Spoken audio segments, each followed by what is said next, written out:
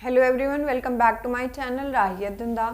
This is इमानी और आज हम डिस्कस करेंगे सोशलाइजेशन प्रोसेस का कुछ आगे के पार्ट्स या फिर कह लीजिए एक नए कुछ टॉपिक्स।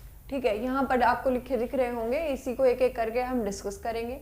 और इससे पिछली वीडियो में हमने देखा था कि सोशलाइजेशन होता क्या है, उसके कितने प्रकार होते हैं, उसके एजेंसीज क्या हैं, ये सारी चीज़ें हमने पिछले लेक्चर में कवर की थी। तो आई होप कि वो आपको क्लियर होगा और जो बच्चे नए जुड़े हैं, जिन बच्चों ने नहीं देखा है, वो जाके देख सकते हैं। ठीक है, तो बात करते हैं आगे की। अगर बात करें सोशलाइजेशन इन डिफरेंट स्टेजेस, मतलब कि अलग अलग अवस्थाओं में समाजीकरण कैसे होता है, यही तो बताना है।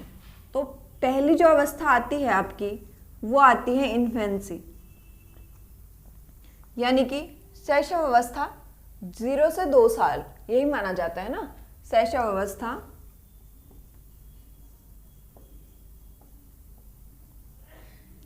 ठीक है, एक चीज याद रखा करो कि जब आप नोट्स बना रहे होते हैं तो साथ साथ कभी भी नोट्स मत बनाया करो, एक बार चीजों को समझ लिया करो। समझने के बाद एक बार वीडियो पूरा देखने के बाद वीडियो रिपीट करके आप नोट्स बनाओ, ताकि उससे कंसेप्ट में क्लियरिटी आएगी और आपको चीजें लॉन्ग टर्म में याद रहेंगी, वरना माइंड से फिर धीरे धीरे करके स्किप हो जाएंगी।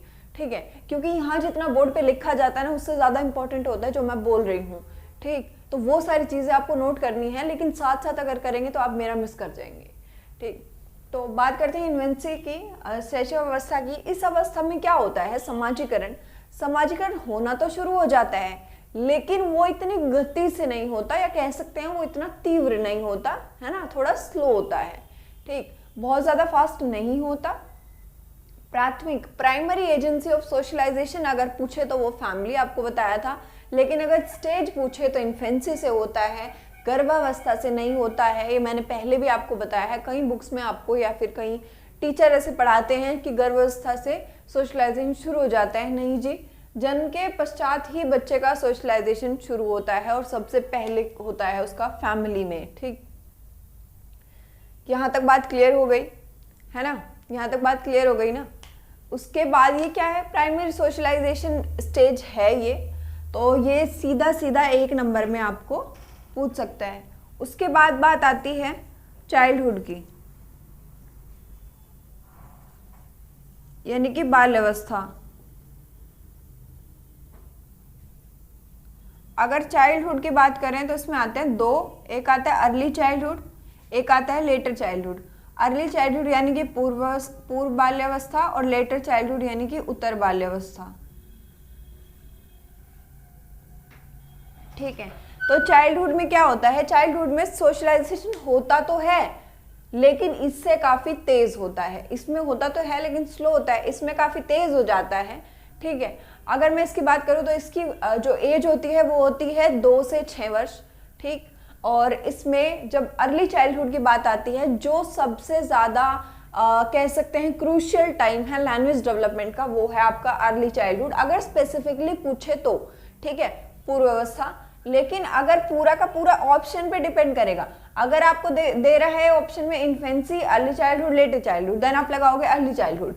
लेकिन अगर आपको दे रहा है इन्फेंसी, चाइल्डहुड, एडोलेसेंस, ये चीज़, ठीक है, ऐसे ऑप्शन दे रहा है, तो आप जाएंगे चाइल्डहुड पे। ठीक है, यहाँ से डायरेक्ट क्वेश्चन बनते हैं 2-3, जैसे जैसे मैं आपको बताती जा रही हूँ। जो भी क्वेश्चन, ये क्वेश्चन या तो प्रीवियस में पूछे जा चुके हैं या फिर ये कहीं ना कहीं आपको आगे देखने को मिल जाएंगे। ठीक है, तो ये चीज़ हो गई। यहाँ जो एज है ये है 2 से 6 वर्ष, यहाँ जो एज है वो है 0 से 2 साल। ठीक, तो और और इसमें और क्या होता है, सोशलाइजेशन जैसे हमारा हो रहा होता है तो वो किसके, मतलब एजेंसीज कौन कौन सी होती हैं उसमें। फैमिली तो होती है, फैमिली तो हर जगह रहेगी आपकी, लेकिन इसमें पीयर्स ग्रुप थोड़ा स्ट्रॉन्ग हो जाता है ना। पीयर ग्रुप स्ट्रॉन्ग हो जाता है, गैंग एज बोलते हैं इसको, ऐसा भी बोला जाता है चाइल्डहुड को, तो गैंग एज इसको बोला जाता है। उसके बाद ये आपका पीयर्स से इन्फ्लुएंस बहुत ज़्यादा बढ़ जाता है, आप स्कूल जाना शुरू कर देते हैं। तो कहने का क्या मतलब है कि रैपिड सोशलाइजेशन होना शुरू हो जाता है। इसके बाद बात आती है एडोलेसेंस की, यानी कि किशोर अवस्था की। अच्छा, किशोर अवस्था की एज में कई बच्चों को बहुत ज़्यादा कन्फ्यूजन रहती है।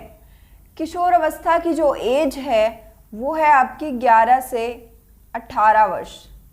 ठीक है, 11 से 18 वर्ष, ये WHO के अकॉर्डिंग है। लेकिन अगर मैं बुक्स की बात करूं या कुछ टीचर्स की बात करूं तो किसी ने आपको बताया होगा 12 से 19 वर्ष या फिर 12 से 18 वर्ष भी, डिपेंड करता है। कभी भी दोनों ऑप्शन में नहीं मिलेगा आपको, अगर इनकेस आ भी जाता है एक ही मिलेगा, ठीक है। तो यहाँ तक बात क्लियर हो गई। अब किशोर अवस्था में सोशलाइजेशन की अगर बात करें, समाजीकरण की बात करें, तो यहाँ पे बहुत तगड़े वाला इन्फ्लुएंस होता है। आपका पीयर ग्रुप बहुत ज़्यादा स्ट्रॉन्ग हो जाता है, ठीक है। इसीलिए इसको तनाव और तूफान की अवस्था भी कहा गया है, ठीक है। तो ये क्या होता है, इसमें आप एक्टिव मेंबर बन जाते हो, है ना। और इसमें उसके पास सारी चीज़ें आती हैं, हर चीज़ को सोशलाइजेशन का इतना तगड़ा इन्फ्लुएंस होता है कि अगर साथ वाले पे आपके ये मोबाइल फ़ोन है तो मुझे भी चाहिए, वो ऐसे कपड़े पहन रहा है तो मुझे भी पहनने हैं, मतलब कहीं से भी हर चीज़ को, मतलब मैं ऐसा ना दिखने लगूँ, ये ना हो जाए, वो ना हो जाए, बाल इधर से उधर ना हो जाए। तो ये सारी चीज़ें क्या होती है, ये होता है एडोलेसेंस में समाजीकरण की प्रक्रिया के दौरान। यहाँ तक थी आपकी सोशलाइजेशन इन डिफरेंट स्टेजेस, यानी कि अलग अलग अवस्थाओं में आपका समाजीकरण किस प्रकार से होता है। आई थिंक आपको यहाँ तक बिल्कुल क्लियर होगा, कोई प्रॉब्लम होगी नहीं, ठीक है। लेकिन स्क्रीनशॉट लेना ले लो, लेकिन जितना मैं बोलती हूँ वो सारी चीज़ें आपको नोट करनी है।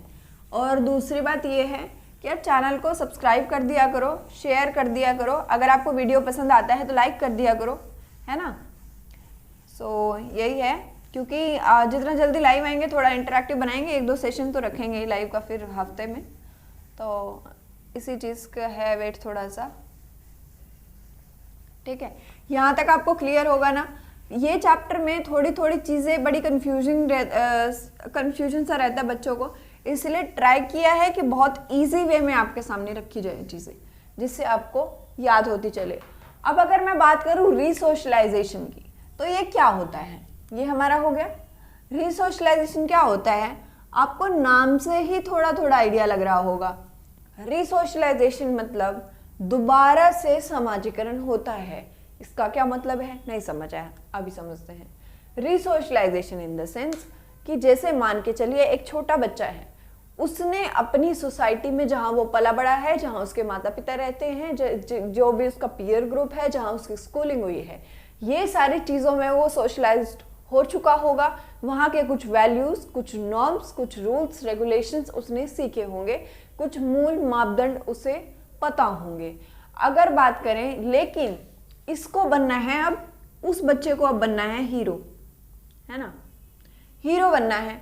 अब अगर हीरो बनना है तो क्या करेंगे, इसकी सोसाइटी बदल गई कि नहीं बदल गई, चेंज सोसाइटी, इसकी सोसाइटी बदल गई कि नहीं बदल गई।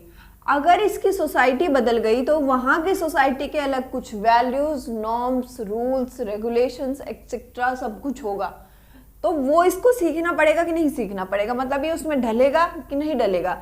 तो इसका समाजीकरण पहले से हो चुका था, लेकिन इसकी सोसाइटी बदलने की वजह से इसका समाजीकरण दोबारा होगा, या फिर कह सकते हैं एक बार फिर से होगा, ठीक। तो इसी को बोलते हैं रीसोशलाइजेशन, ठीक है।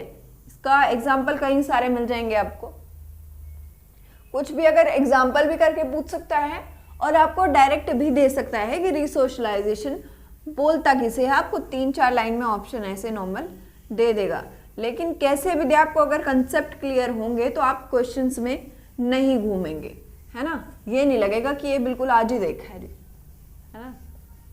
ये सारी चीज़ें ना हो, इसी के लिए ट्राई करते हैं कि अच्छे से चीज़ों को समझ के चले, वरना लिख लिख के मैं भी वीडियो बहुत लंबी बना सकती हूँ, लेकिन उसका कोई भी मतलब नहीं रह जाएगा, ठीक है। सारी चीज़ें मतलब ये समझ लीजिए कि जितना करा रही हूँ, मुझे लगता है आपके लिए टेट, जितने भी टेट हैं सब में बेनिफिशियल होगा, ठीक है।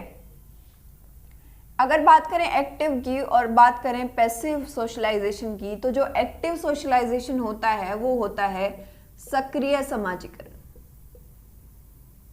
सक्रिय समाजीकरण, और ये होता है निष्क्रिय समाजीकरण, ठीक है। यहां तक बात क्लियर हो गई।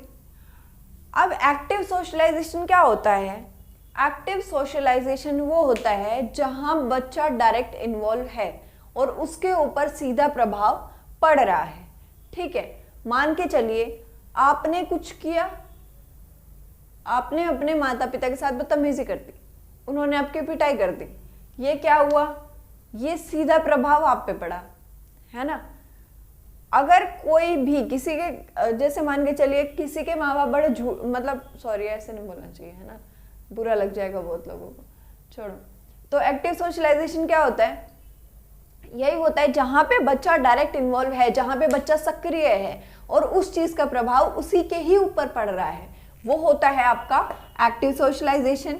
और पैसिव सोशलाइजेशन क्या होता है, पैसिव सोशलाइजेशन होता है जहां बच्चा डायरेक्ट इन्वॉल्व नहीं है लेकिन प्रभाव फिर भी उसके ऊपर पड़ रहा है। एग्जाम्पल देखते हैं, एग्जाम्पल है लाइब्रेरी, आप उठा लीजिए लाइब्रेरी।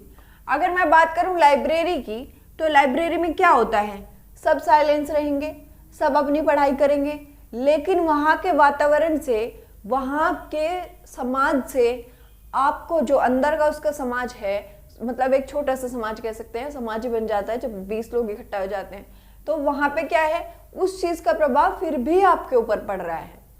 आप इन्वॉल्व नहीं हैं, है ना, मतलब आपने कुछ किया तो नहीं है ना, लेकिन वहाँ का वातावरण में आप हैं, बैठे हैं, खड़े हैं, इसीलिए उस चीज का प्रभाव आपके ऊपर दिखाई देगा। इसको बोलते हैं निष्क्रिय सोशलाइजेशन।